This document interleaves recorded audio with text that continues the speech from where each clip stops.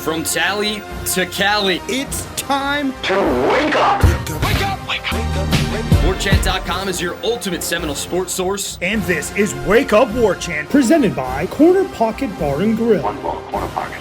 Now here's Warchant.com's Aslan Hajavandi. And Corey Clark. Used to want up in the fame, but shit not the same now. Wake up! What is up, everybody? It's Wake Up Warchant, presented by Corner Pocket Bar and Grill. Coming up on today's show, surprise, surprise, Mike Norvell recruiting really likable guys to the Florida State program once again.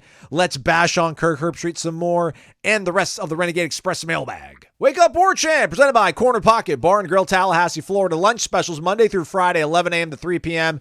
It's Friday, y'all. Today's lunch special, drum roll, chicken strip basket. Hand-breaded chicken fingers, served with a dipping sauce or toss in a sauce of your choosing. $8.99 at Corner Pocket Bar and Grill. Also comes with a side dish of your choice. The straight fries, the curly fries, onion rings, potato salad, coleslaw, broccoli, side salad, tater tots, or freshly cooked potato chips. Corey, are you a sauce on the side guy, or are you toss it in the sauce, then put it in a basket and bring it to me, please? You talking about wings? No, the chicken strips. Chicken strip Oh, basket. no. You know, the chicken strips, I'm more of a – it's a good point. I like to dip them in the sauce. Okay. Because I like to control how much sauce is on them. I like to be in control. I like to moderate. So, so sometimes I like to get it on the side. I do that with the fries, too. Get a little hot sauce for the fries, gang. Have you ever had like a naked chicken wing? It's crazy Yes. how it's lacking gross. it is. It's just like, what am I doing with my life? Yeah. The cavemen didn't even eat like this. The cavemen would have thrown this back. This is ridiculous. But at Corner Pocket, you don't throw them back. They are too good. Yeah. Corner Pocket Bar and Grill, everybody. Check them out. Go watch the big game. I'm going to call it the Super Bowl. Come after me, Roger Goodell. I don't even know what the rules are anymore about what is the deal with that, man? Is it like if you're talking about like using it to promote something, you have to call it the big game? I think so. Yeah, if you're having like a Super Bowl watch party, like to bring in customers, that you can't call it that. I guess it has to be called the big game.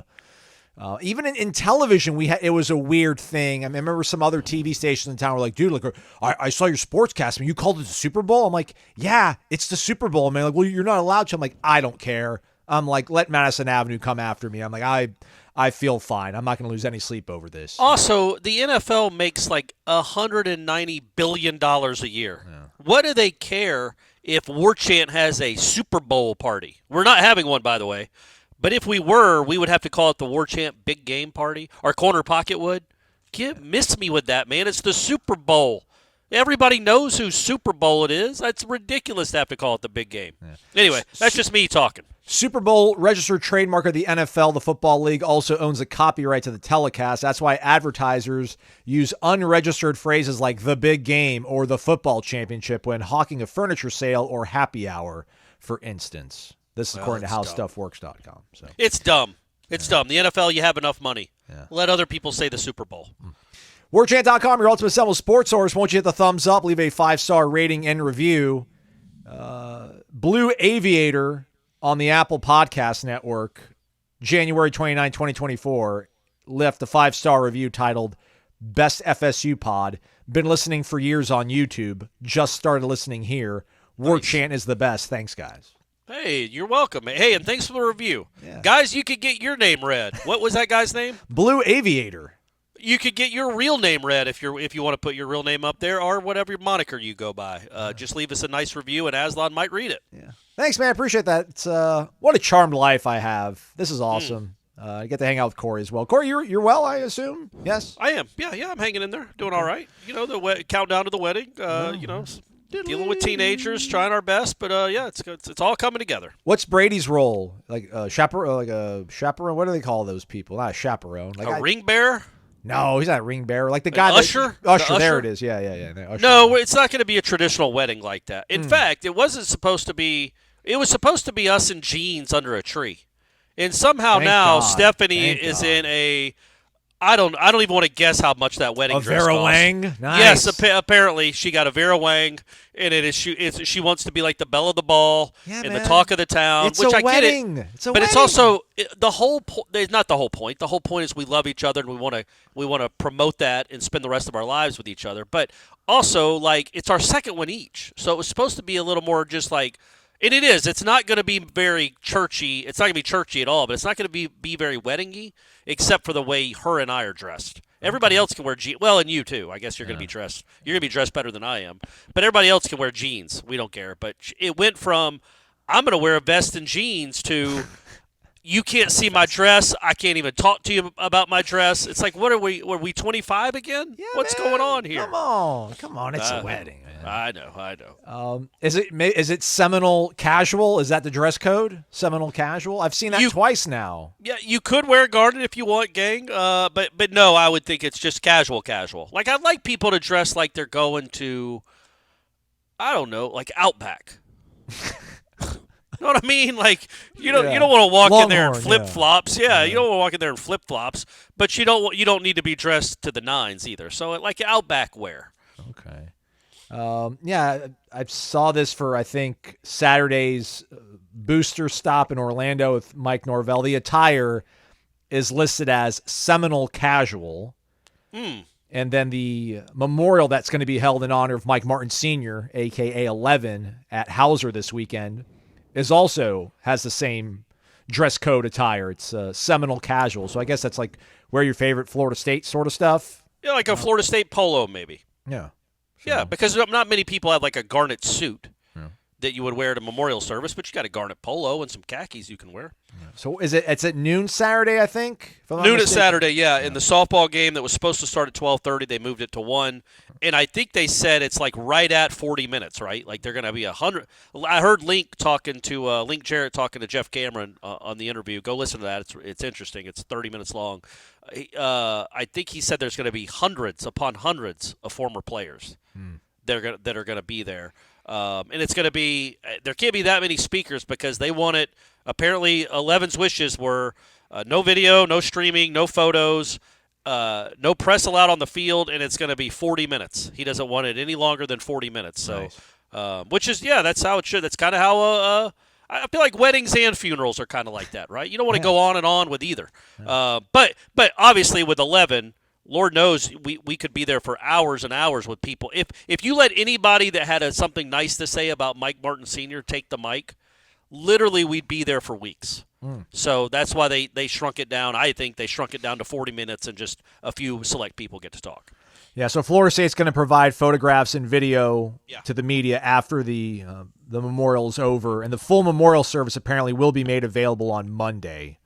So if you can't make it to Tallahassee, you will be able to, I guess, pay respects and watch the replay of it. But if you're in town, no concessions, but there's no charge, obviously, for this. And I think the first baseline gate, that's the only entry point on this. You can't enter from behind home plate or the outfield. So, and parking's already kind of a little tight right now with everything going on at Doak, so you might want to hit the garage where softball is at. But, hey, man, all the softball fans are probably going to be tailgating there too. So, great weather, though. Don't you think a lot of the softball fans in Florida State, that's not that's not us. I think many people would be tongue-in-cheek around the country talking about softball fans. Well, that ain't the case at Florida State. They are legit, and they're allowed, and there are a lot of them. I would think a lot of those people would be at Hauser and then go to that and then come over to hopefully come over to softball after the memorial is over. Yeah. Alrighty then. We've been having a busy week, which is cool. Again, to speak to all these new players on your favorite football team. We had 5 young men on Thursday. Yeah. We're going to get 3 more later today. Tamir Hickman-Collins, Luke Croman-Hawk, as well as Landon Thomas. So that'll be cool. But on Thursday, we got Jamari Howard, Kai Bates, CL3, Charles Lester III, high school Blue Chippers, and then a duo from Alabama. We got Earl Little Jr. as well as Sean Murphy, linebacker for the Crimson Tide. Big Jamari Howard guy, Corey. I don't know how to differentiate between Broward and Dade guys, but Jamari's just Dade to the core. Really like that young man. Swag, I guess maybe I would have said if I did this podcast like 15 years ago, but just a really good air of confidence to him. And really, Michael Langston, who's our recruiting dude, obviously, had a lot of good things to say about Jamari and was like, he's a guy that's totally being slept on throughout the recruiting process. And he went to Norland. I'm like, man, Norland creates some dogs. So really curious to see how he's going to kind of develop here early on throughout the spring and things like that. But just a big fan of him. I tweeted about it. anybody that says a guy or a lady that's from their same hometown is from the crib. Yeah. Just, like, come on. You want a guy like that in your corner, obviously. Built different. Yeah. Yeah, but I'm sure Earl Little and Sean Murphy, by virtue of being in Alabama, having played college football, maybe a little bit more urgently on the front burner for most fans. What was your bigger takeaways from Thursday's media availability? I wanted to ask you, what sense did you get for Earl Little? The guy, for people that don't know, and you should, you're listening to this, but Earl Little was the big 5-star super duper recruit. I think he was a 5-star. He was well thought of either way, coming out of high school. That didn't play a lot the last 2 years as a DB, and I think he lined up at nickel when he did play for Alabama. Yeah. But did you get a sense for what he was going to play? It sounded like, and the audio was a little off when I was listening to it. It sounded like he was saying it was he didn't specify correct where he might be lining up. Is that correct? Yeah, I mean he talked about being versatile, and I tried to ask him the whole thing about, like, according to PFF, the only, like, Alabama.com or the Crimson Tide website had him playing, I think, maybe like 5 or 6 games his freshman year, and then some games this year, this past year before he got hurt. But PFF only had like 2 games worth of snaps from him, and both games were this past season. I think one of them was the USF game where maybe it was only special teams he was on the field for maybe 1 or 2 snaps, and I think maybe Chattanooga. But he played slot cornerback. And he talked about how versatile he is, and he has a nose for the football, and he can play anywhere, safety or cornerback. And, I had this sort of question about, seemingly, it seems like going from slot cornerback to safety is a thing. And I wonder, like, what is part of that skill set that allows you to bounce between both of them. And when I asked him, he said, I got a nose for the ball. I don't mind getting dirty and tackling folks. So, but yeah, he didn't specify what the plan is for him. But that's a cool thing, though, right, Corey? Because once they do actually start practice, we'll be able to see. We'll be able to tell you where he's practicing at. And talk and write about it. Yeah. Again, that's always I'm always going to let you guys know. Go talk to your friends around the country that are friends of other programs and ask them how much, like, legitimate inside information they get. Like, not even inside. Like, observational information they get from about their teams on any other days except the Saturdays they play. And you wouldn't know. You wouldn't know how Earl Little was doing at safety or nickel, who the best player is going to be this spring. We're usually pretty good when we see a guy in the spring. Now, look, it's usually pretty obvious. Jermaine Johnson was obvious. Jared Verse was obvious. Keon was obvious. But when we tell you guys, holy moly, this guy's really good. When Johnny first got here, we're like, man, this guy could be a problem. That's what's so cool about getting to watch these practices is we get when you hear us saying something, it's not us getting it second or third or fourth hand. It's us watching it.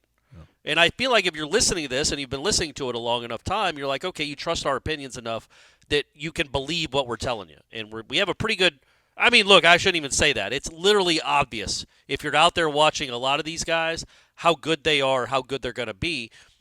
And I'm really, really fascinated with those 2 Alabama guys because there's a chance like Aslan, they could both be – for all we know, they could both be – second-round NFL draft picks. All conference type guys, yeah. Or not all that good. You know what I mean? Yeah. There's a lot that neither one of them have proven anything at this level, but they've both been at Alabama. I think they've both been at Alabama for 2 years, right? Correct. At least. Yeah.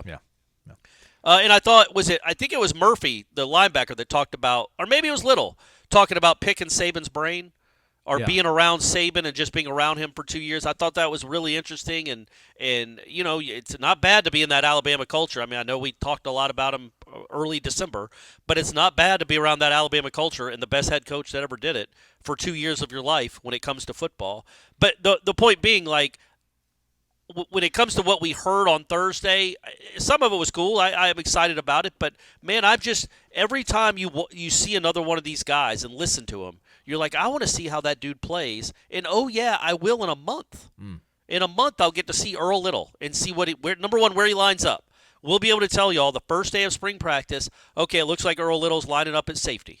He's running, well, we can't say that, but we can tell you what position he's playing. And then we can say, or he's a slot nickel, or he's a regular corner, whatever. And, oh, yeah, he looked really, really good. Like, we're just struggled a little bit. We're allowed to say that, too. Like, last year, I think we kind of talked about Cypress. Like, you know what I mean? Like, all right. Right. He's had some moments, but to us personally, he didn't look like the fourth or third best player in the whole portal. Right. Like regardless of position, because he didn't look to us to be the best DB on his own team, or even maybe the second best DB on his own team. So again, we'll get to know how good is Earl Little really, how good is Sean Murphy really, or Malik Benson. We all get to find that out in like a month, so that's really exciting. It's a lot of words I just used there. I apologize, everyone. Oh, but yeah, if you look at his bio again, Earl Little, 2022 missed the first half of the season, recovering from injury, played in 3 games, Mississippi State, Austin Peay, and Auburn. And so he just earned snaps, special teams, not a lot of like defensive actual stats. And this past year suffered a season-ending injury late in the year, 2 tackles, 8 games. And I kind of asked him, how you feeling physically? And he said that he's good to go. So that's that was kind of what I was a little bit worried about. I just didn't know if he was going to be banged up going into spring, but he sounds like he's good to go. So, because then there's a spot opposite or beside Shaheem Brown, I would think that's kind of tailor-made for his skill set, but at least really enticing opportunity for him. So, hoping that he's going to really actually be healthy to compete for that spot, because if he can be what you would think he is and how confident his father is, who played at Miami, that makes you feel really good about the secondary, right? Because there's a chance. Look, man, I think Azarie is about to take even a bigger step. I think he's going to be one of the best corners in the conference, maybe the country. Fintrell's a solid player. Really quick on Azarie Thomas. We've got a gold tier of subscription to warchant.com, everybody, where you don't get any ads on your screen at all or when using the app. And you also get access to what we call the Renegade Room, which is a sub-forum. Like, it's even more elite than the Tribal Council. Maybe the Champions Club, if you will. And we've got not only those Ask Me Anythings with Ira and Jeff and Corey and Tom and Gene and so on, but we're also going to have access to players. And Azarie Thomas, there will be one going on, if it's not already going down today, later on this coming week, that you can ask questions if you're part of that forum, and then we'll have Azarie actually answer those questions. So I just want to get that in there. Check it out. A little bit more higher price than the Tribal Council, but there's perks. You also save like 20% every single day at Garnet and Gold. I think it's 20%. I think you get like a 10% discount if you're just a regular member of warchant.com, a subscriber. But if you're a gold level member, you get like either 15 or 20% off stuff at Garnet and Gold every single day. So that's the plug. Sorry, Corey, and Aslan, you will call people each night and just get kind of an update on your day. Yeah, hey man, what's up, guys? All right. Yeah, just but each person individually. It's not like a group call. It's like you call each. There'll be a group text of what girl I'm currently talking to off the dating app, and I'll take feedback from you folks and suggestions. Oh, there you go. So, see, guys, this thing's gonna pay for itself. Yeah. So I think with Azarie and Cypress, I don't think he's spectacular, but he's certainly solid. And then you got Shaheem, you've got Vance, you've got Earl Little. There's a chance even with the loss of Bernardo and Dent. Although Dent only played like half the year because he was always kind of banged up, you could have as good a secondary as you did last year. Again, let's see what Earl Little looks like. Yeah. Let's see what he looks like. They got, we talked to 3 other DBs on Thursday. I think freshman DBs, right? Yes. Kai Bates and Lester and then Jamari Howard. Yeah. Well, plus with the 4 or 5 they brought in last year, they've got a lot of bodies. And I think they're good players. I think that's the one position where I think the high school guys have a chance to kind of break through. I guess receiver too. But receiver and DB is where the high school guys, I think, have a chance to really break through and get into the rotation. Like Quindarius or Hussey. I know Hussey was a JUCO kid. No, he wasn't. The other kid, Barker, was the JUCO kid. Correct. One of those guys or one of these guys, Lester, with a spring. Freshman DBs have started all across the country in the past. It's not unheard of.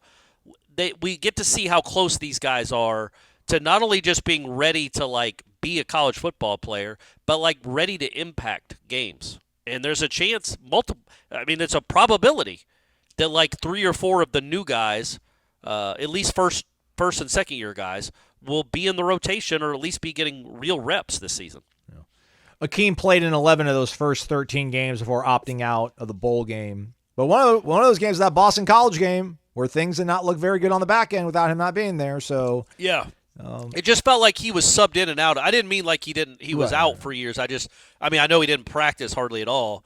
because he was banged up, and it That felt like Southern they Miss got game he got hurt. Yeah. yeah, and they gave him as many breaks as they could throughout the course of the season. Yeah, he looked like played in more than 40 snaps like those last 5 games of the season, but when he came back from injury, he was really being used sparsely, like in the 30s. Yeah. So, but yeah, man, you just feel like Shaheem, and if Earl Little can fulfill the potential he had as a recruit, which he was the number 12 cornerback in the country, 85th overall prospect period in that 2022 cycle. And then again with Azarie and Fentrell at the corner spots. Again, I really like Quindarius Jones too. You just feel like they've got a really good back end. They're going to hopefully be able to create the requisite amount of pressure with Patrick Payton and Marvin Jones Jr. And listen, we haven't spoke since we talked to those guys on Wednesday. And man, like Jared, Jermaine just had like that kind of build where you're like, all right, like these are the grown men. These are the kind of guys you need in the trenches to compete at the highest levels of this sport. And man, Marvin Jones Jr. is a huge dude, and he was an outside linebacker apparently for Georgia. So, and like you kind of saw that with Earl Little too, and just the way he's built, having gone through like that strength program for 2 years, no matter how much he was battered and bruised that freshman year of his. And they have a kind of a level of polish to them that the expectations are going to be pretty high, but they're equipped to probably meet them. So. Marvin Jones Jr., another dude, just big dude. So's the kid from Oregon State. Oh, yeah, Sione Lolohea. Yeah. And shout out to Corey. I kind of almost want to lament, but I know people don't care about the state of journalism right now, at least sports journalism. But, man, for Corey I hope you guys are obviously subscribers and were able to check out the story that Corey wrote up on Wednesday. But it was awesome just to walk us through all the quotes and just kind of the story of Sione that we got from him, being a young man from Tonga, moving to the United States, and I guess apparently has not seen his family since he left, when he was a teenager to come to Hawaii in America to learn how to play American football and chase the American dream, as he said.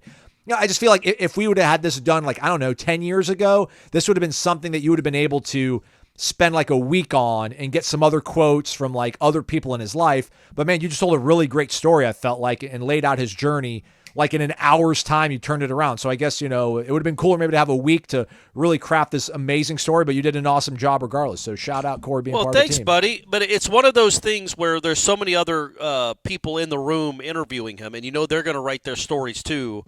We don't want to wait a week to give it to our readers. Hey, read this guy's story. But it's also something that we can go revisit. Like if this kid ends up being one of the best players on the team, well, we could write a feature in November where we do talk to a parent here and a parent. We get a parent on the phone. We'll fly out to Tonga maybe on a bye week. We got like that 3 of them this year. That seems that seems like a good idea. That's what kind of flight is that? That's got to be quick. Yeah. That's got to be just a couple hours, just hopping over a couple puddles. I'm going to check it right now. Go ahead. Yeah, go check how long the flight is to Tonga. And what is the capital of Tonga? I'm going to guess Tonga City.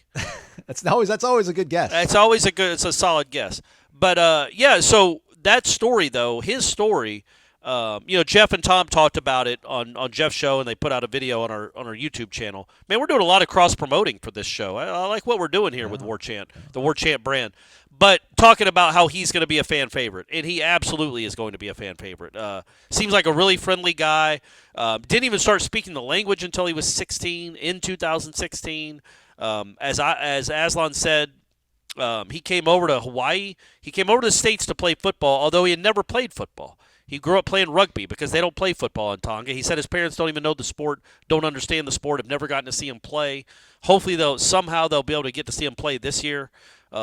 But yeah, so that story about him not even knowing the sport, not knowing the language, and in 4 years, he went to Hawaii for 3 years and then transferred to a school in San Bernardino, California, because the school he was at in Hawaii shut down. I don't know if that was a COVID thing or what. He played his last year in San Bernardino, California. Well, that couldn't have been a COVID thing because they weren't playing football in California during COVID.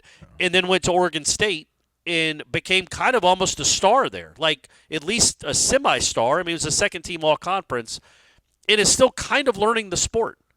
Like, didn't grow up with it at all, and just he seems like he really appreciates the opportunity he's gotten. And think about a journey that you're willing to bet on yourself, leave your family, all your friends, your whole life, your whole language, an island, that you grew up on for 16 years behind to go pursue a sport that you don't know all that well for the betterment of you and your family. And now he's here at Florida State with a chance to, hopefully have a really nice year and get drafted and change the course of his life. So we have to somehow get to San Francisco.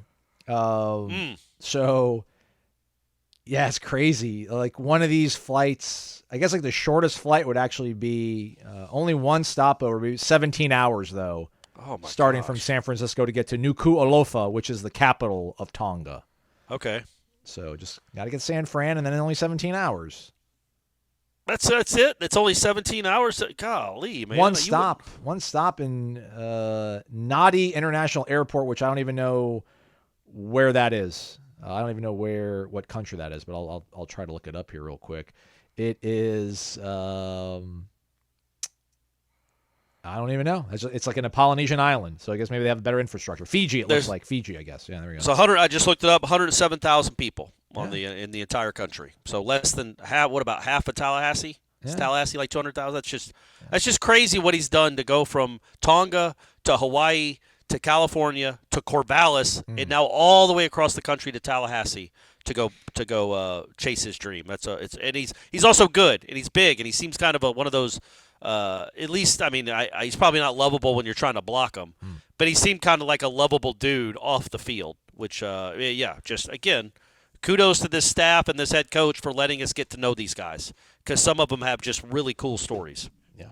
VitaminEnergy.com. Promo code is Warchant BOGO. That means Warchant, BOGO. Buy one, get one free when you add that promo code to your order. Buy one item, get one of equal or lesser value for absolutely free. Vitamin Energy. Packed with vitamins. It's in the title, everybody. Vitamin Energy. And packed with energy. 260 milligrams of all-natural caffeine and no sugar, which means no sugar crash. You want to avoid that at all costs. Sugar crash, bad. All-natural caffeine, pretty good. Pretty good. There's also an 8-hour sleep. It's crazy. Not only do you put the Warchant BOGO code in there, I feel like sometimes they also throw in a free 8-hour sleep box, too. They're giving you all sorts of goodies over at Vitamin Energy when you use the promo code Warchant BOGO because they know you're Noles and they're Noles as well, and that's why they're hooking it up. So head over to vitaminenergy.com, world's first and only clinically proven, clinically tested energy shot to improve your focus, improve your mood, reduce brain fog. It's incredible. Non-GMO, too. I took a half shot on Thursday, didn't sleep all that great. Started this, one of my friends is like, he's like, I want to start smoking cigarettes. I'm like, why? He's like, I don't know. I just feel like I just want to start smoking cigarettes now. I'm like, all right, well, that's pretty gross, I think. I'm like, I'm going to start having nightcaps. So I want to have just make myself a cocktail before I go to sleep every night. And I'm big into mezcal right now, Corey. Big mezcal guy right now, which is basically like smoky tequila. And I made one, but so much went into it that I'm like, I'm going to make a second one. So I didn't sleep all that well on Wednesday night going into Thursday. And then the gym was a little bit, I'm like, it's going to be a slog. I'm like, oh, yeah, you're sponsored by Vitamin Energy, Aslan. Use it. So I took a half shot, made it through my workout, piece of cake. Poor sleep, the biggest inhibitor of gains in the gym, everybody. So like when I don't sleep well, I know it's not going to be a great day in the gym, but I got Vitamin Energy on my side, so I was able to go through with it. VitaminEnergy.com, promo code Warchant BOGO. Shake it and take it. Try it, you'll like it. Warchant BOGO, the promo code. All right, Corey, let's get through this mailbag real quick. I'm trying to find out. There's a really good question here that was fitting into what we were talking about before we went to the break. But golly, I can't find it right now. But I guess maybe I'll just go ahead and ask it, and we'll see if we can find it here later. But just like I don't want to be like, man, there's something special going on in Tallahassee. I don't want to. There's something special going on here because I think every team swears that they work harder than any other team in the country, and every coach is scheming it up and doing the film study and doing his best to put his team in positions to succeed. But you talk to the way that you hear these kids talk about how they were recruited and how Mike Norvell told them, like, this is my message to you. This is how I'm going to coach you. This is who I am. And then they arrive to campus and they're like, yeah, man, like everything he told me, that's who he's been so far. I don't want to accuse other coaches of being frauds, but there seems to be like this genuine component of Norvell's approach. And then you hear the way these kids talk just about their life, about football, about this coaching staff, about their goals. And it's, we don't get to hear a lot of other coaches and their assistants and their players speak. But I mean, is there some sort of correlation, causation between who Mike Norvell is, what he wants to recruit, how these kids carry themselves, and then how they ultimately perform? Because it does feel like, that this is a really easy team, easy program now, right, Corey? Because this hasn't been just 1 year of this.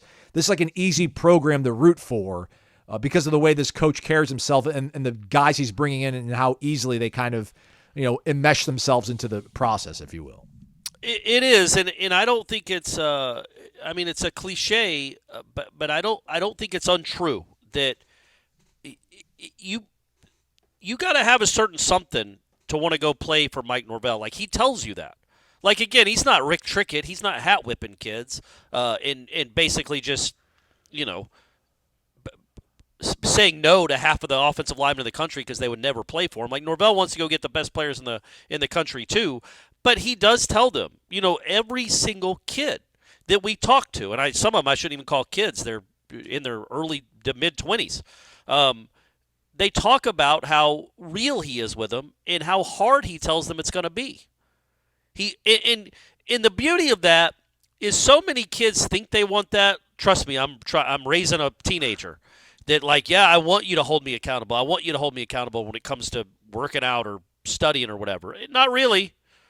But the guys that come and play for Mike Norvell, especially I think the guys that have already played college football, that really is what they want. They want to be held to a high standard.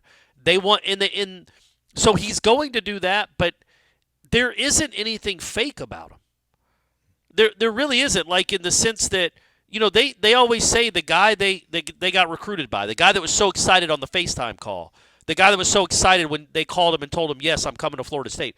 That's the same guy they see in the building on a Tuesday. It's just who he is. That's who he is with the staff. That's who he's with people in the hallways. That's who he is with coaches, with media, with his players. That's just the guy he is. It is not a show. It's not a put on. When you're around it the first few times, you probably think it is. Like, there's no way this guy is like that all the time. He is. Now, maybe he goes home and just collapses as soon as he walks through the door and just falls asleep. But, buddy, when he goes out, when he walks into that hallway and gets around his football program, it's like he's been turned to 11.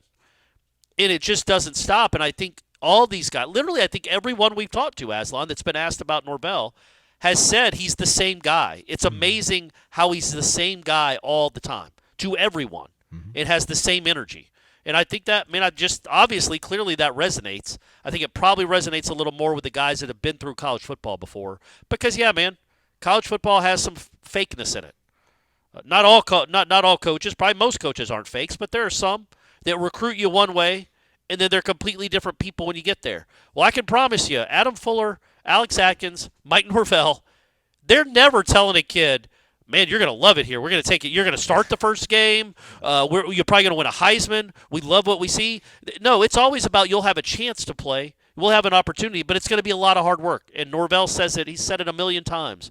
He tells all these kids it's going to be the hardest thing they've ever done, but it'll be worth it if they do it. And he's won, essentially, in my opinion, 19 games in a row. So it works. The proof is there too. Yeah, also really, shout out to these kids. To your initial point there about kids wanting to say that I want to work hard, but then when you actually see what it looks like, you're like, maybe this is not for me. So I guess really a compliment to these kids for wanting to sign up for it. Kai Bates was like, I listened to my inner voice when it came to deciding this. And I guess also mom, dad, aunts, uncles. I mean, because I don't like criticism, right? Like everyone, I can take constructive criticism. No, I don't. Like I really don't like hearing any kind of bad stuff. But these kids, seemingly are forged in a manner that makes them like okay with coming somewhere where nothing's going to be handed to them. They're going to have to work hard to earn everything. And not that like Kirby's like, yeah, man, show up. Everything's a piece of cake, man. We set it and forget it. Like I've chosen you. You're destined for greatness. But it's just it's incredible to. That was one of my concerns. Like, all right, he found a guy like Jermaine that was maybe a little bit jaded and wanted his fresh start. And, he went and got some of these other kids. And you're like, all right, you can try to create this kind of, culture, this environment that nurtures kids and coaches them back up. But, at a certain point, you're going to get complacency and you're not going to be able to constantly find kids out there. Maybe I'm just, not giving enough credit to the kids these days because he continues to find those guys, and they're stocked up with them, and really makes it exciting to think about what the season can be. So, And real quick, we'll go on that because didn't you just mention Kirby? yeah. Yeah, so obviously Kirby's probably I don't think there's a probably about it. He's the best coach in the country right now, certainly the most accomplished college football coach in the country now that Saban's retired. And he talks about, and I just know this because the Orange Bowl that was played, he talks about how they have, I can't remember what they call it though, but it's like Bloody Tuesdays or something. Nice. Where it's something like that. I don't know the exact name, but it's Bloody Tuesdays or Bloody Wednesdays, where everybody on that team knows they're about to go to war with another really good player on Tuesday. Now, it's war in the sense of it ain't 1980s football, and it ain't 1990s practices, what Kirby grew up with. And it's not actual war either. It's not real war. Correct. Yes, absolutely. But they're going to compete at a very high level, and they're going to be very, very physical.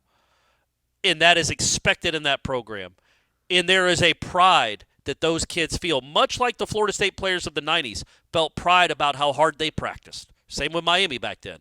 They always talked about how the practice was harder than the games, and they felt pride for what they were doing in practice and how hard they practiced and how they were much tougher than the other team. That happens at Georgia.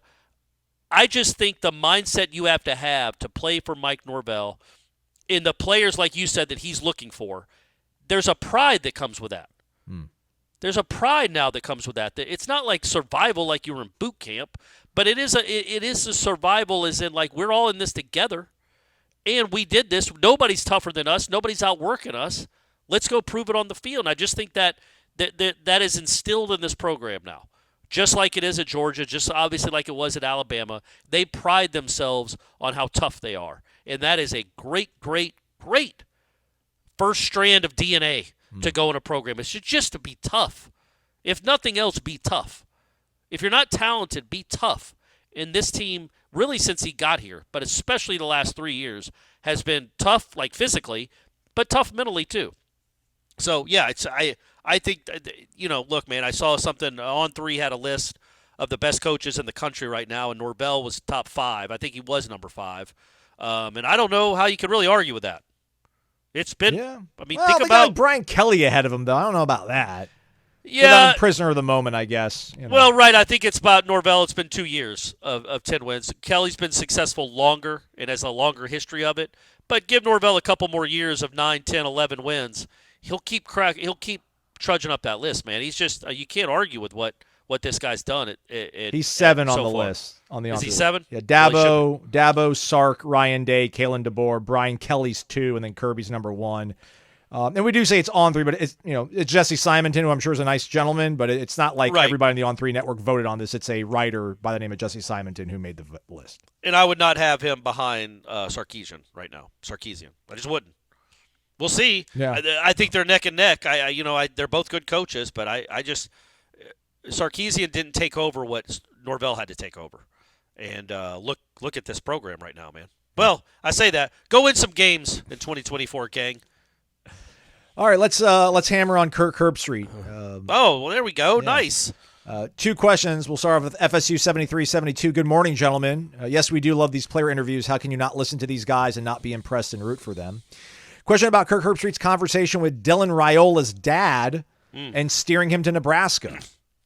I saw a headline. I didn't read the story. So yeah, I'll go on Twitter and I'll see like a political thread and I'll click on it because I want to see what's in the comment section. Then after like 10 seconds, I'm like, all right, nope, not good. Yeah, the comment section is always the place to go for political threads, or any threads, really. Yeah, I'm like, oh, it's good. That's fine. I'm good. Don't need that. So like that, when it comes to this stuff like Herbstreit, I'm like, all right, man, like I want the surface level, understand what's going on, but I don't need to dive deep into it. But apparently Dylan Raiola, who was committed to Georgia for a long time and flipped kind of at the 11th hour to Nebraska, which is his father's alma mater. His uncle is a coach on staff in Nebraska.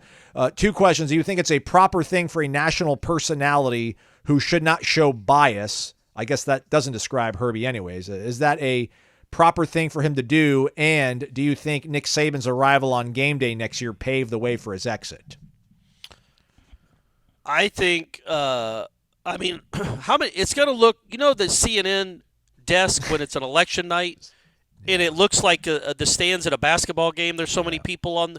I feel like game day is going to be there now. Who do you got? Desmond, Kirk, Corso, McAfee, I wonder if Reese Corso, Davis. I wonder if Corso is not going to be part of their plans. They But we did don't say they came out and said that Corso is part of the plans this year. Okay. All right. But you got to imagine that's ending soon. So I would think, if anything, Saban steps in for him. Truly, if I was a producer at ESPN or the big wigs, the big bosses, the executives, I would almost at a point have to take Herb Street's phone. Like, this is out of control because he's alienating, and he's going to start alienating Georgia fans too. When they keep bringing this up, and he's going to be like, oh, you guys are idiots, lunatic fringe, I didn't do this, I can't convince a kid where to go, I was just talking to his dad. And it's like, yeah, why were you talking to his dad at all? I think so. Herb Street went on Andy Staples' show, who is the on three's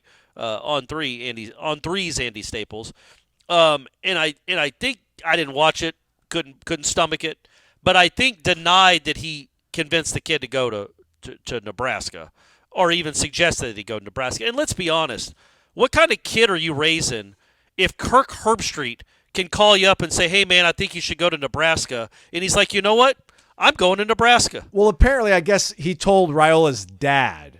So, like, I guess he convinced Raiola's dad. He didn't actually speak to Dylan. But even still, is Raiola's dad going like, I just got off the phone with Herbie. Uncle Kirk. Uncle Kirk, he wants you to go to Nebraska. Well, Dad, I really want to go to Georgia. They're a lot better. They win games. They win championships. The weather's better. We live 30 minutes down the road right now. No, we're going to Lincoln. All right, Dad. All right, Kirk said so. No, I mean, I don't think that happened. So it's not like he convinced – he didn't – if he played any role at all, good grief, you know what I mean? Like, how committed was this kid to Georgia if a phone call from Kirk Herbstreit to his dad got him to go to a completely different type of school? Yeah. But that said, it's weird. Why are you calling a recruit's dad unless they have a relationship? Which I don't think they do. I don't know why they would have. It's odd. It's odd that Kirk Herbstreit, because you're supposed to be – you were a national person that should not be giving your opinion one way or the other to somebody. You're a media member. You're an influential one. Clearly, we all believe that because we saw what happened this past fall. But you should just comment on what you see. You shouldn't suggest things to people. Just like I would think it'd be unethical if he called, Alabama and said, hey, I think you should hire Mike Norvell. Or called Alford and said, hey, I think you should, hire Rex Ryan as your DC. Yeah.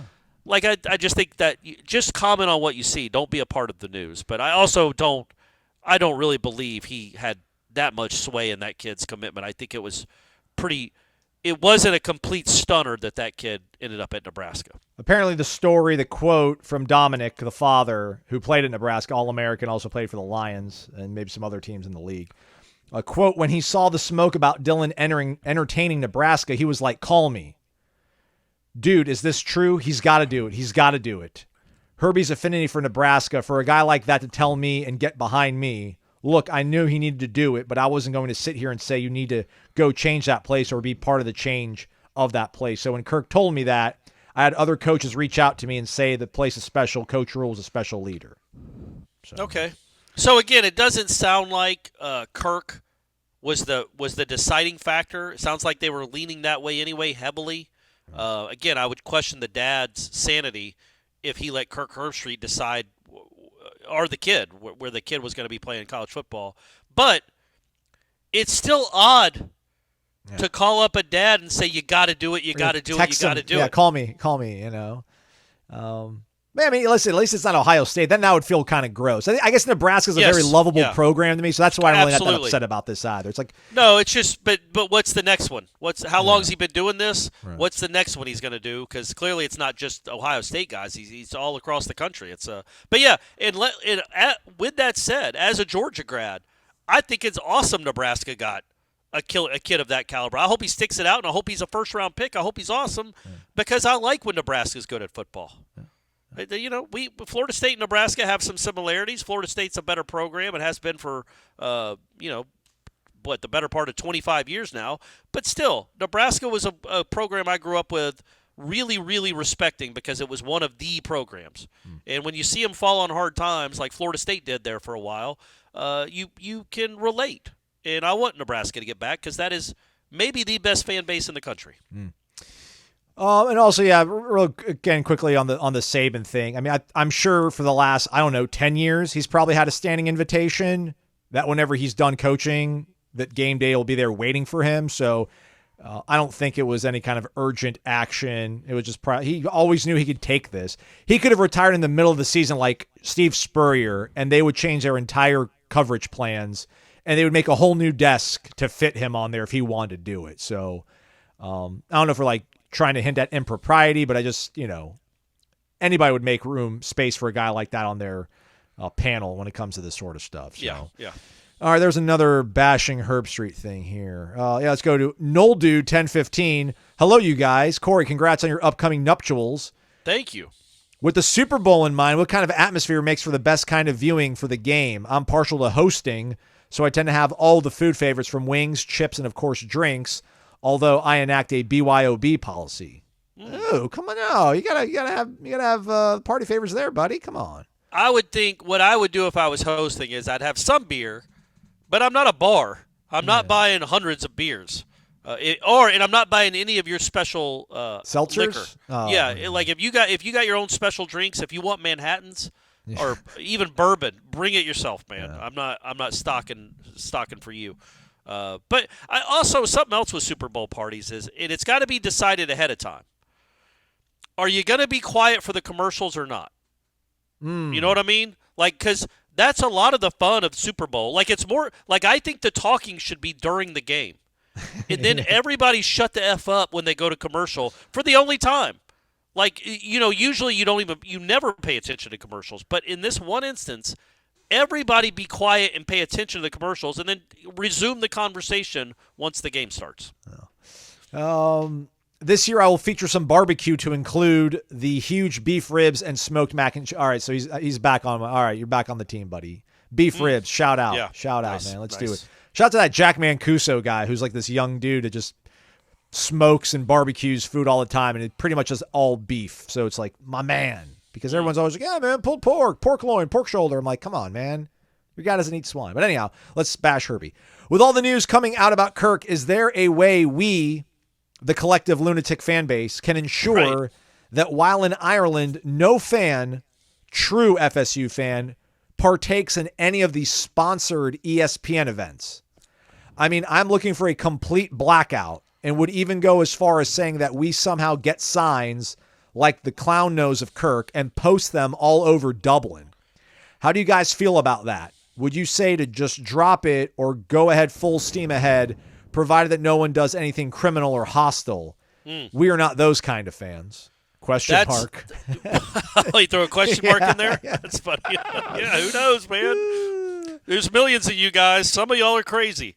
I would think that that last part is the whole thing. If it's not hostile, and even if it's not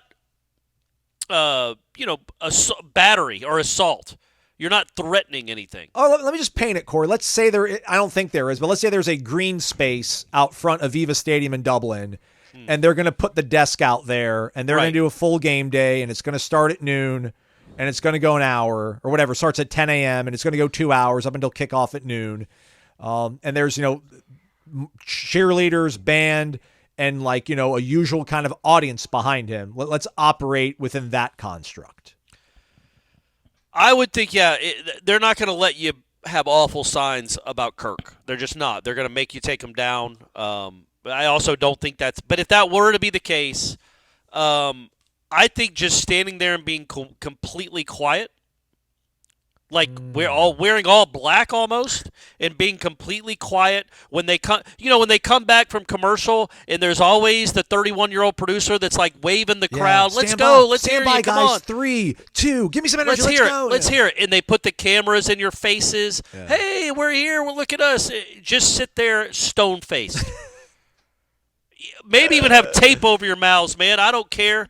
Don't make any noise. Don't do anything at all. I think that would be the craziest viewing experience anybody in the States had ever had. It's wow, what's going on with game day? Why are they at a funeral? Like, what? Who are the people behind them in all black, and why aren't they making any sounds? They're not doing anything. I think that would be pretty cool. That'd be a way to do it. A silent protest.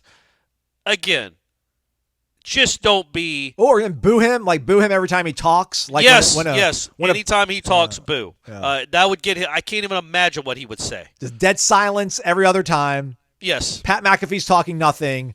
And as soon as Herbie starts talking, boo. Yeah. Just like when a former NHL player goes to his old team, and as soon as the puck hits his stick, they all start booing him, or a basketball player gets the ball, Or the commissioner gives away a trophy in one of these conferences, and they just gets booed the whole time.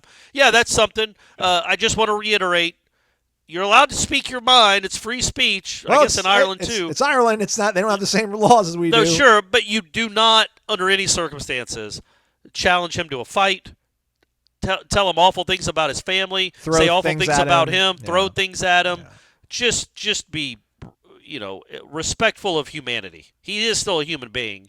He just he has an opinion that you highly disagree with. Everybody. Yes, he's going to draw some ire for it. That's how life works. All right. I have not been up to date on this, so I'm going to hope that Corey has been. Random_John.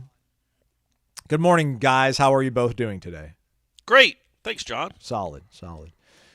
I was watching a podcast on YouTube yesterday, and the court in North Carolina just asked ESPN if they want to waive confidentiality of the ACC ESPN media rights deal. This was February 5th. Do you feel ESPN is going to side with the ACC to keep it confidential, or side with FSU and keep it confidential? What? I don't know. I mean, that's. I just read it verbatim. And why do you feel the way you do? What do you believe is best for ESPN in this situation? And if ESPN keeps it confidential, do you believe FSU will go after ESPN as well? I don't understand how. I get that ESPN is a private company. I think. Well, they're publicly traded. They're part of Disney. Right, but they're a private company with owners. But Florida State is a public university. Most of the schools in the conference are public universities that are funded, at least in part, by taxpayer dollars. I don't have any clue how a multi-billion-dollar TV deal would be confidential. It makes no sense, and that's what we're talking about, right? The grant of rights. So. Sure. Are there the planning for the grant of rights, the language, how much money is actually made? I've complained about that for years. They're all estimates. We won't ever get, even the SEC, it's like around $71 million. I think they came out as like around $52 million a team. But they don't give exact numbers. How is that even a thing? Yeah. So I don't know. I'm not educated enough on it, John, to even have an opinion. I do think eventually anything that's confidential about a contract of this magnitude involving public universities would not be confidential for long. I just don't see how that would work. I don't see how that would work, but I'm not a lawyer. Yeah, I understand getting out of this conference is, the biggest story that doesn't actually have to do with a athletic competition, but I am not a lawyer. So and I know we opine on stuff that we're not experts on, but it's a little less murky. There's a lot less nuance, if you will, involved in those sort of things. So that's why I really haven't buried my head in all these petitions and amended complaints and motions, because, when it's going to happen, it's going to happen. I don't think there's nobody knows how this is going to end. Right. No one knows how this is going to end. So I'm not going to try to fake it either. I just don't understand. You have to be angling for the Big Ten if you're going to try to also pull ESPN into this. That's a kind of the crazy thing to me, is that no one has said, sources haven't indicated to anybody within the Florida State media environment that it's like Big Ten or bust. And I don't understand how this course of action would be like ESPN, like, yeah, man, we're cool. It's all good. Like, your brand is that bulletproof that you can try to screw this entire thing up that we have with the ACC. Because if they end up figuring out a way to leave this conference, that's going to start a complete, run for the hills of everybody in this conference. And that's not good for ESPN's business. I can't imagine how this would portend to eliciting an invitation to the SEC. And I'm fine with going to the Big Ten. I'm fine. grass is greener there. So, but I just don't know why you would want to draw the ire of ESPN. But there's no way they're going to be able to stay immune from this. Like they're going to, they're going to get involved in the collateral damage of it all. Right, real quick, shout out to the ACC. I don't know if you saw it on Thursday, Aslan. They released their the future conference championship locations. For most of their sports. Go on. Okay, so men and women's soccer for the next 6 years will be in Cary, North Carolina. Keep it going. Why ruin a good thing? Right. Women's basketball will be in Greensboro the next 2 years. Gymnastics will be in Greensboro the next 3 years. Rowing, Raleigh. Men's basketball from 2025 to 2029, so 5 years, will either be in Charlotte or Greensboro, all in a row. Men's tennis will be in Cary for the next 6 years, and obviously baseball is in either Charlotte or Durham every year until 2030 at least. Swimming and diving every year. Literally every sport. And we all know where football is too. And I love it. I really do love it. It's like, you know what? Y'all are going to sue us? Y'all don't like this conference? Well, it's like they're tripling down. Yeah. Like, you know what? We don't care about your feelings anymore anyway. So guess what? Every single sports championship will be in North Carolina.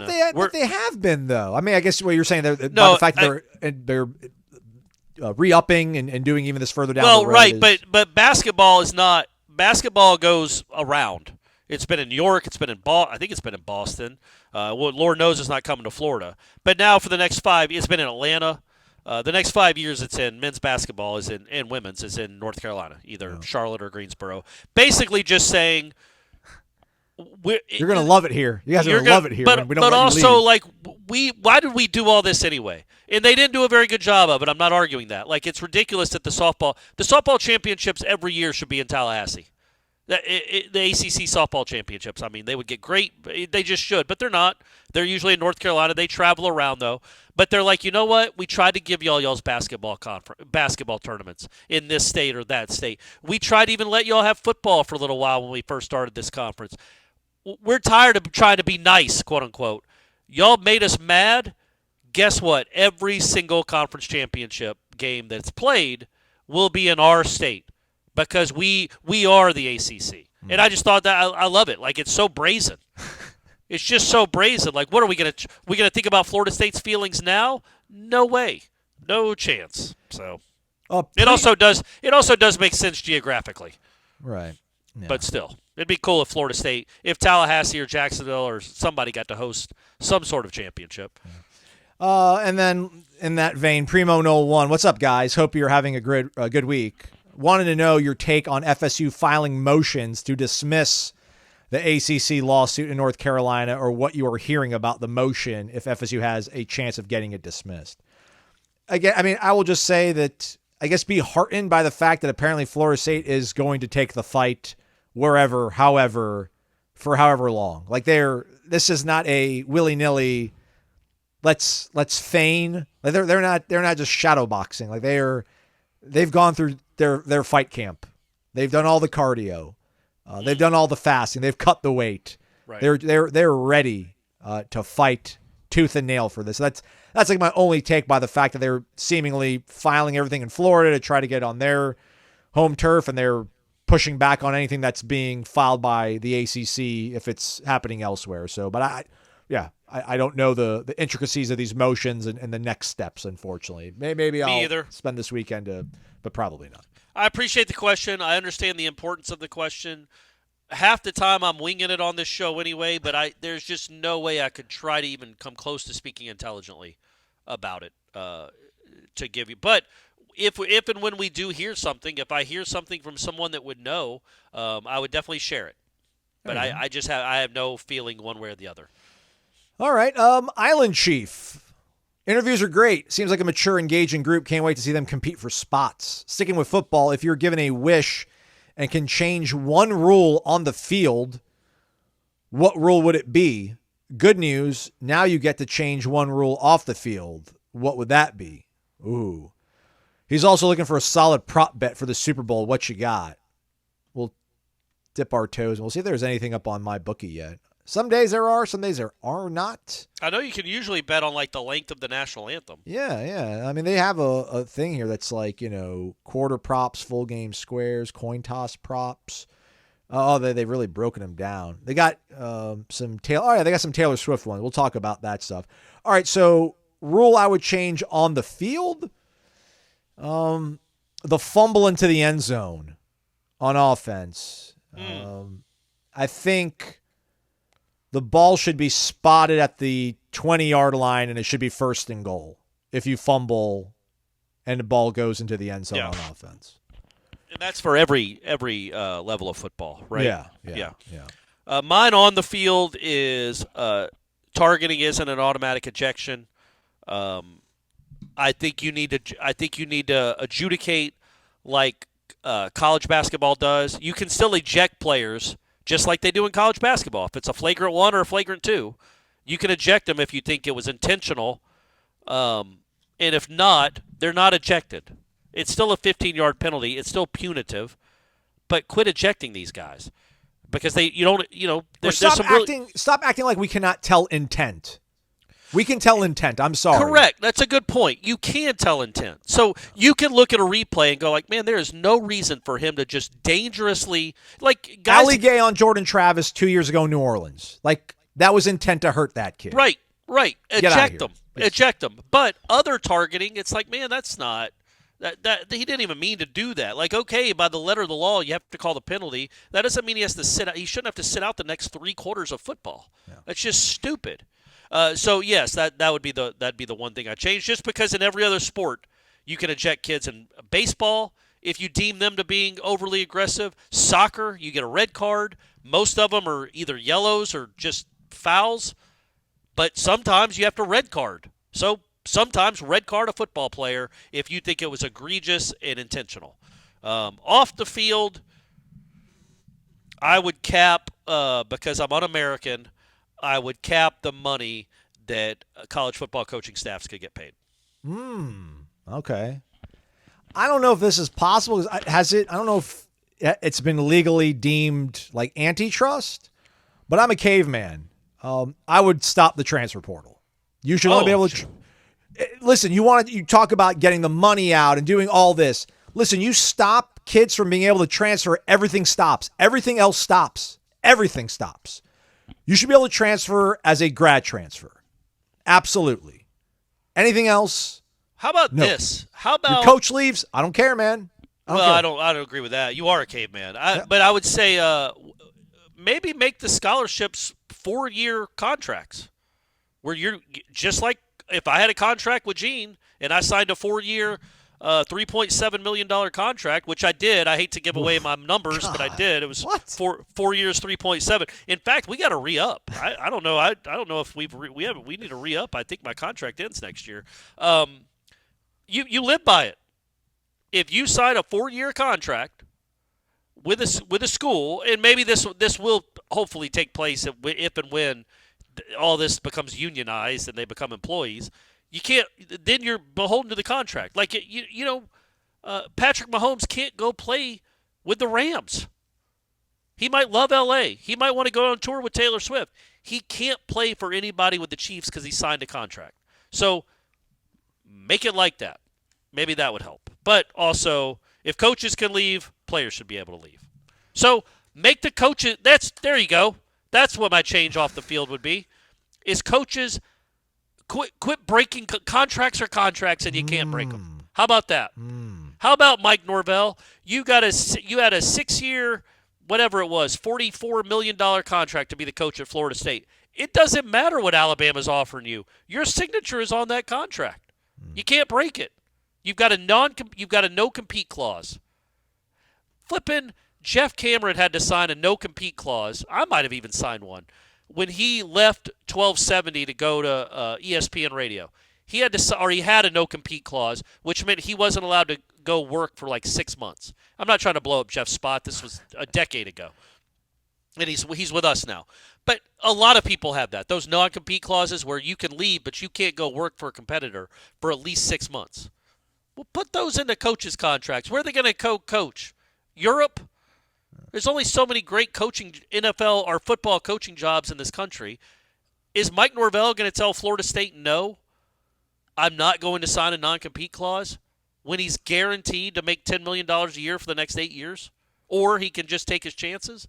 Now, he would now because that's the landscape. That's the climate of this stupid sport. But if it wasn't, if these presidents and ADs had actual backbones and enforced these contracts and didn't let one agent, Jimmy Sexton, run the entire sport, maybe all this crazy spending would die down a little bit. And these coaches wouldn't be able to leave every 6 months. That's all. That's what I would do. Make contracts actually binding. And just to show that I'm not anti-player, I'm anti-movement, pro-labor, something like, I don't know, man, give these kids 10 years, 12 years of full health, comprehensive health coverage after they graduate. Oh, okay. There you go. Nice. Yeah. All right, mybookie.ag, promo code WARCHANT. You asked for it, you got it. Props, they're there for the big game. Use the promo code WARCHANT, get an instant cash deposit bonus when you sign up for the first time. How about this one, Corey? Shown first during the national anthem. Taylor Swift, -150. Jason Kelce, brother of Travis Kelce, +135. Or Taylor and Jason shown together, +300. What was the Taylor one? -150. Yeah, man. What in the world? A producer on this show would be fired if they're looking for celebrities in the crowd for the flippin' national anthem, and they show the center for the Eagles instead of the biggest pop star in the world. Yeah. Like, what would even be the point of that? Yeah.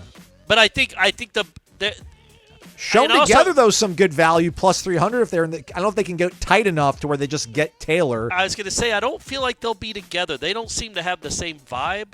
I don't even know if they'll be in the same box. I also kind of feel like Jason will be really dialed into the game. Yeah. It might not want to be on camera every 5 or 6 minutes because they're going to be showing Taylor to his left. So I think he might be sitting in different. But I think Taylor's the answer there, but you're not going to win any money. That she's minus. She's the favorite. Reba McEntire, primary color of boots during the anthem. +250 black. Those are the shortest odds. Brown +300. Red +400. White +500. Put me down for white. It's Vegas. It's like summer out there. Even though it's February, it's hot. It's daytime. It's 6:30 Eastern kick, so that's like 4:30. She might feel like she can get away with white boots. That'll be a really bold, gaudy move, and that's how Reba rolls. So I'm going to say white at +500. I'm going to say red. She's singing the national. Is she singing the national anthem? She is. Huh. Wasn't it cool? I hope all you guys listen to the Brad Johnson interview, by the way, or go watch it on our YouTube channel. But that was a lot of fun. But it's cool that he remembered, and why wouldn't he, who sang the national anthem and who sang God Bless America. I mean, I assume every Super Bowl player remembers something like that. I doubt they don't. That's really unique. I mean, it was Celine and the Dixie Chicks. I know, like the Dixie Chicks? That's crazy. Right before the Dixie Chicks, you want to talk about being canceled. Hey. Yikes. All right. That was canceling before canceling was even a term. But I would say red because it's red, white, and blue. It's the national anthem. Doesn't she have red hair? She does. That's why I thought maybe a little too much with the red. I think that's, but it's +400. I think that's a good value bet. But the primary color could be white with like a little dash of red. You're right. You're right. But I would say I'm going to go with red just to be different. +400. Yeah. Promo requires $50 minimum deposit and rollover requirement of one time the deposit total plus your bonus for withdrawal. For full terms and conditions, visit mybookie.ag/aboutus. All right, last one on the way out. I think I was supposed to do some kind of interactive producing stuff here, but I'm not going to do it. So, sorry. Okay, good. Dave, bourbon is your friend. If the early bird gets the worm, what do you get for posting the mailbag at 11:54 a.m. on a Thursday? Shaking my head emoji. Did I post it that late? I think early, right? 11:54 a.m. is early. Yeah. Tommy and I, that's his son, were good luck charms last Saturday night. Unfortunately, it was for Louisville's offense. No one up here can remember the last time the Cards put up 100 in regulation, no less. Sharp-looking duo here. Son looks like he's got teal. No, not teal. What's the color that we call that? Turquoise. Okay. I think turquoise we'll call it. Turquoise jersey, Florida State flag draped across his body. Dad, Dave, has what looks to be like a Hawaiian print Florida State shirt. Okay. And maybe like they're both wearing fake chains with like Florida State spinners on them or something, like logos. Nevertheless, everybody loved our outfits. Matching garden and gold swim trunks, and Tommy wore a Seminole sports coat and a flag as a cape. 60% loved our sign. We got flicked off by only one person. I do ardently believe Jeff Cameron would audibly laugh at our sign. Aslan, as penance for posting Renegade Express so late, could you do an impression of the clip I sent you following by reading my sign to Corey? He sent me a clip from the movie Major Payne, which was Damon Wayans. Major Payne. So in this climate, I don't want to imitate. Correct. Yeah, that's an African American actor. That's a good instinct, Aslan. Yeah, it's a good instinct. Fool me once, everybody. Fool me twice. The sign says, "Killing this program is my business, and business is good." Major Kenny Payne. Okay, yeah, that's fine. I do like that. Yeah, I do like that. Now, Major Payne was not a great movie by any stretch, and I used to be a huge Damon Wayans fan when he was on Little League College. He was so much more talented, in my opinion, than Jim Carrey. I mean, I guess I was wrong, but holy moly, man, Damon Wayans was the dude. He was the star. He was awesome. But yeah, that movie was not great. Neither was Blank Man. He made some bad choices in the early 90s when he was trying to get his movie career. After The Last Boy Scout, he struggled. But yeah, that's a good sign. I do like that. I do like that sign. It's sad that you had to watch them actually win a game and score 100 points. But, what are you going to do? All right, and on the way out, let's come full circle. Let's go to our guy, another Dave, if I'm not mistaken, in Birmingham, our guy Tennis Ump. Wake up. I love these interviews and getting to meet the new guys. So impressive overall, and we are seeing a different level of player from prior years. Question.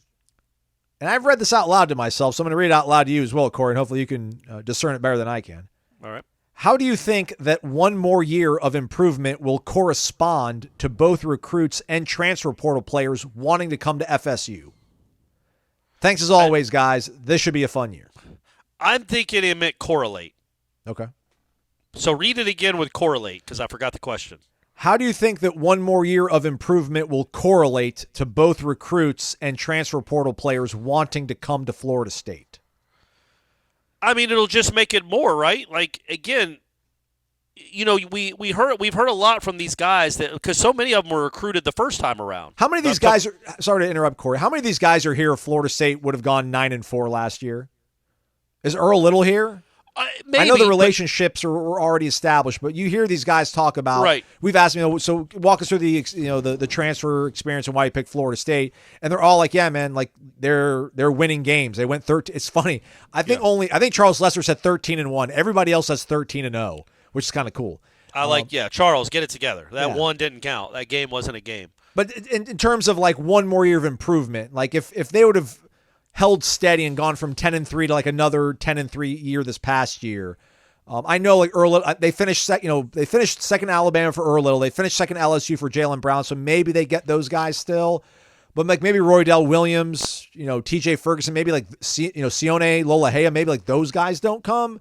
But when you go 13-0, it's like, all right. So if they stack another one of these, I mean, I don't know who they really wanted the portal they missed out on, but it hard. I mean, maybe a KJ Bolden probably does not feel as strongly of a pull to go to Georgia if you stack another year of a top 20 defense.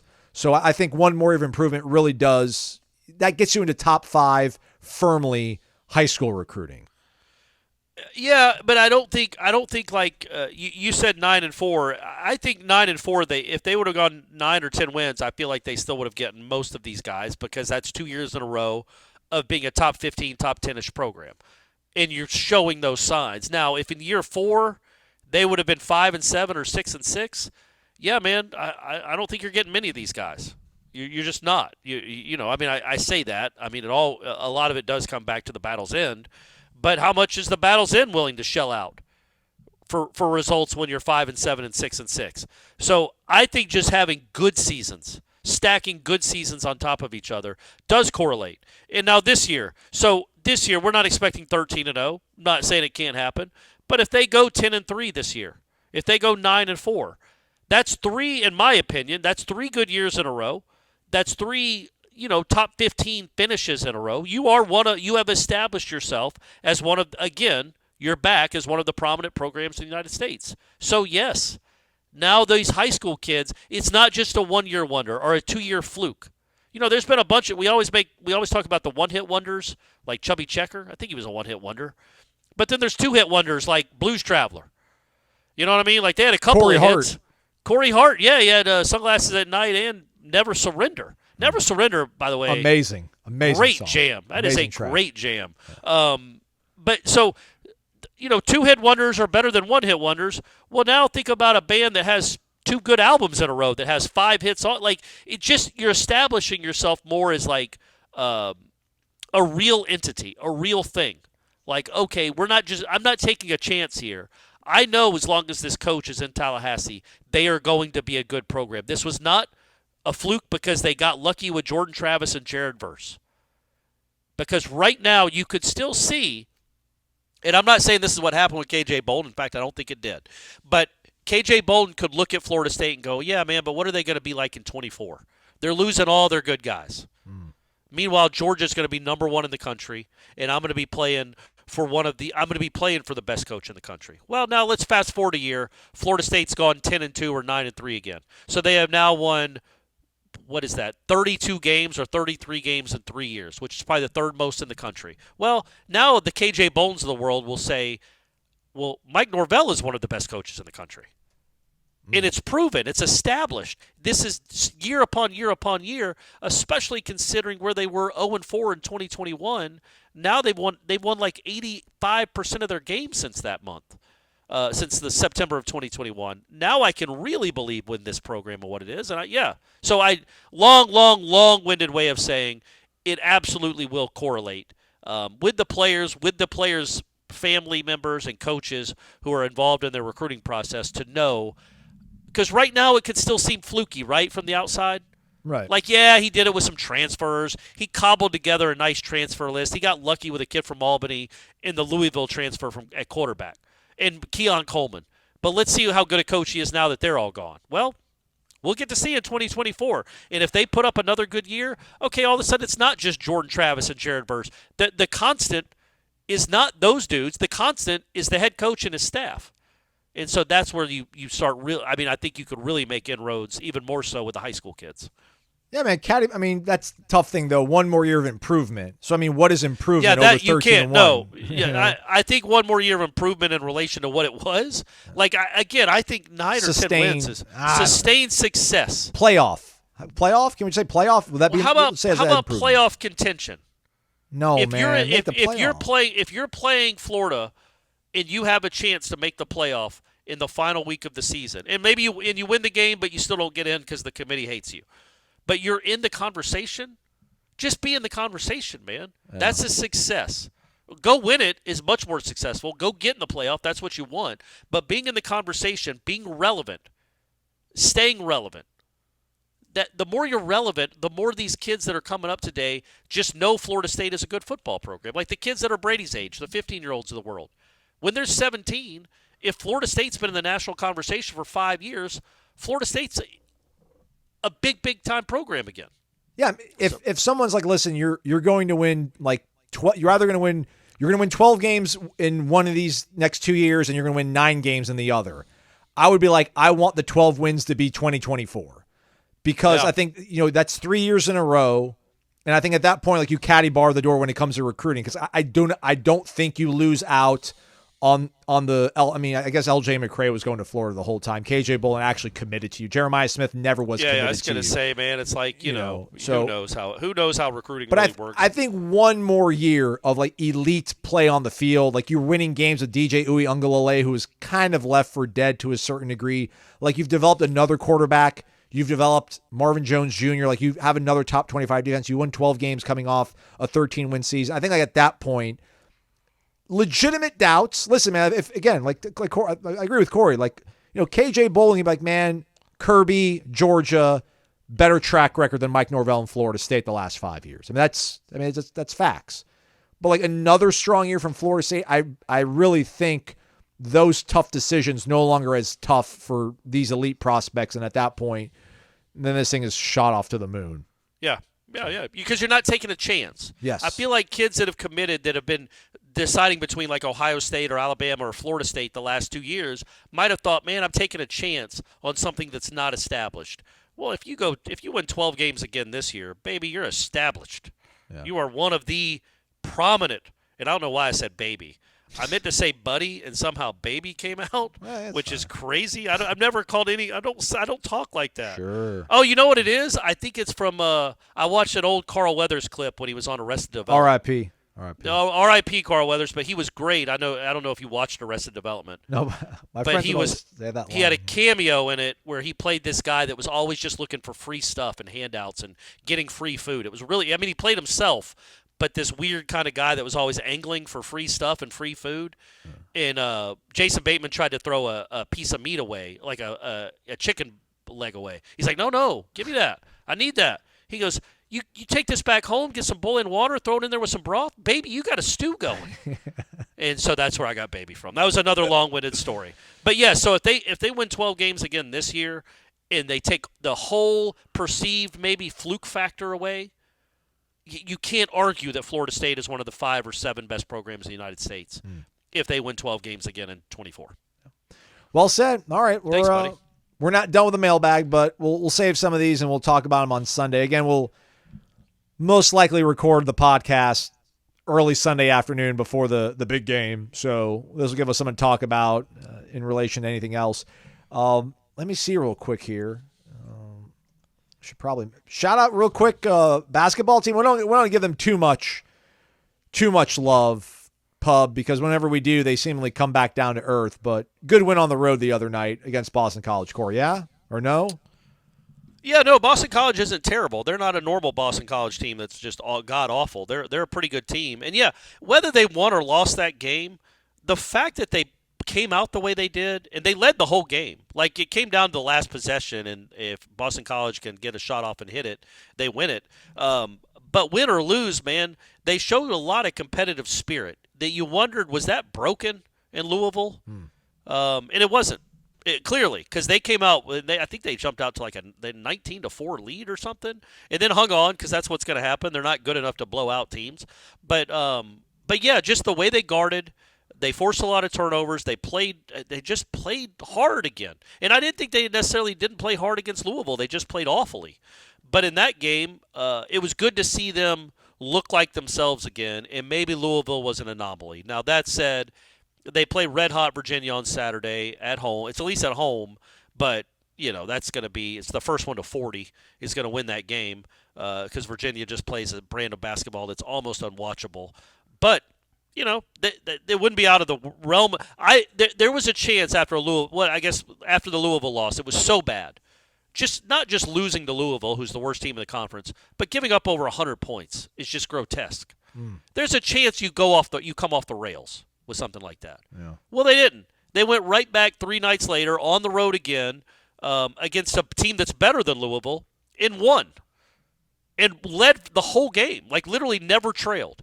Now, they won by a point, so it wasn't like they dominated or cruised, but they never trailed in that game on the road after giving up 101 points to Louisville. So it gives you a little hope about the mindset of the team and the mental strength of the team to not just, like last year, completely dive bomb.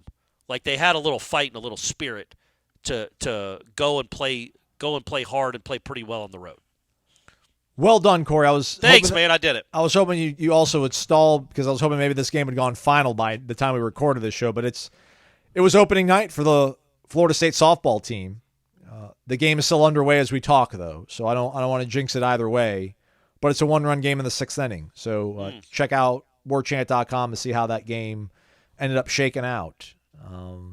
What's going on? Do we need a pitch clock in softball too? It's been 2 hours. I thought they get these games done in 90 minutes. That was the beauty of this sport. Yeah, I'm not sure what's going on there, but they do need to figure that out.